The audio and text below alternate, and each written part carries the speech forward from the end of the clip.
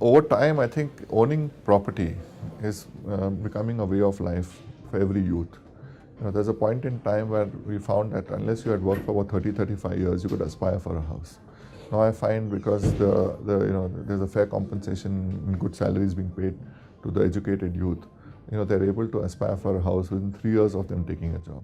So I think it's an aspiration for everybody to own a house, which was always there, but now the youth is able to well afford a house for themselves. And that too, I'm talking about branded homes.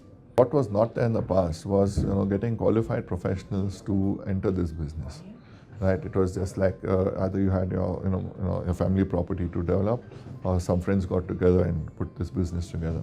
But now I think the legislation is mandating a lot more adherence to be kept to the rules and regulations. So fly-by-night operators will go away. So a lot of professional, qualified talent can easily see opportunities for growth by joining this business. But I would request people to think about, when it comes to the physical development, is either you should know the ropes, because it is much more complicated than you think it is. It's good in theory, in conversation, but actually the development part of the business is tough. But in terms of the business, it's going professional. Hopefully it'll get easier over time. As of now, I only foresee it being tough in the short term, but over the time it'll get easier. As an organization, we run with professionals. I would say we're one of the few most professionally run companies in the country. So we absorb a lot of talent, which is of the professional nature.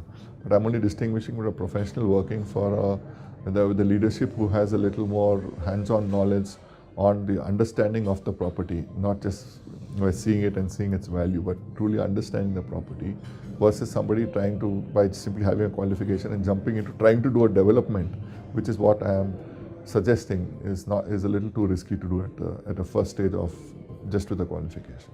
Right now, simple thing like structuring real estate deals in India, other than the Reserve Bank's limited regulation and rather overly tight regulation on how financial structuring can be done, if they open it to avenues to the best practices which are there in, say, Singapore, in United States and in UK, I think that type of structures that can be structured itself are so many. You need so many qualified professionals to put out those structures and obviously make business out of it. Even I'm just saying in the finance. Even in a professionally in terms of managing the sites, they always ran with, again, what was earlier defined as the Mestri, who was the so-called person who ran the project.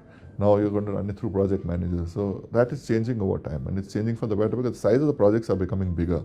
The capital required is becoming more. The cost of the whole project is so large. It's better you do it professionally than to just run it in the conventional mom and pop style. There's a huge shortage of talent. When I say huge shortage of talent, the talent requirement will be 100 times what is available today. So I'm talking about huge in that context, maybe 1,000 times what it is today.